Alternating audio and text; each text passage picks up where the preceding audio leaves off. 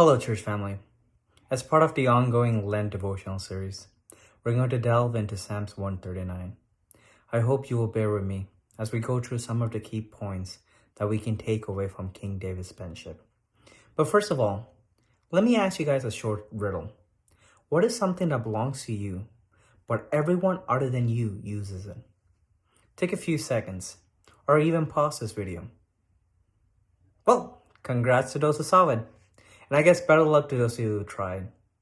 The answer to this riddle is your name. Now, you might be wondering, why am I giving you guys a children's riddle? Well, let's first turn to Psalms 139, verse 1 to 4, which says, O Lord, you have searched me and known me. You know when I sit down and when I rise up. You discern my thoughts and from far away. You search out my path and my lying down. You're acquainted with all my ways. Even before a word is on my tongue, O Lord, you know it completely. This is very similar to the famous passage from Jeremiah 1, verse 4 to 5, where it says, Now the word of the Lord came to me, saying, Before I formed you in the womb, I knew you. And before you were born, I consecrated you. I appointed you a prophet to the nations. What both of these passages have in common is the description of God as omnipresent. Now, let's break it down. The word omni means all of all things. And the word present means, well, I guess, present. And now when you combine these things, you can describe God as present everywhere at the same time.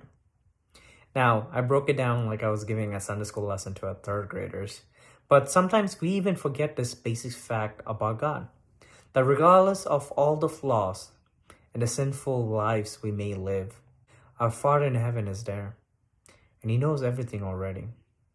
As David says in Psalms 139, verse 13 to 14, For it was you who formed my inward parts.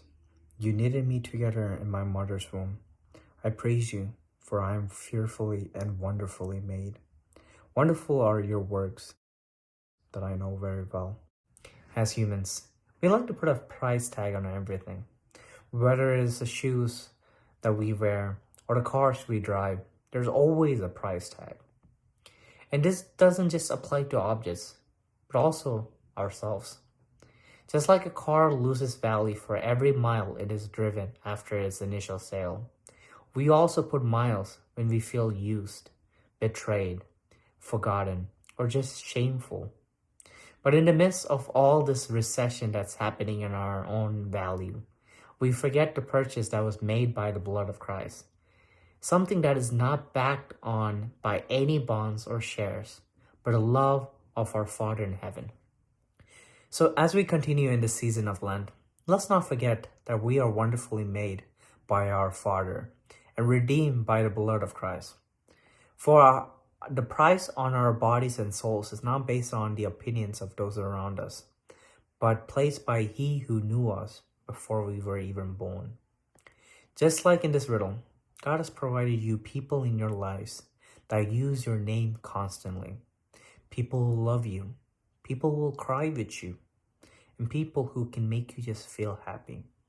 So in this season of reflections, let's reflect on these people who are blessings in your life, and that you are a wonderfully made God's creation. Thank you guys, and have a blessed day.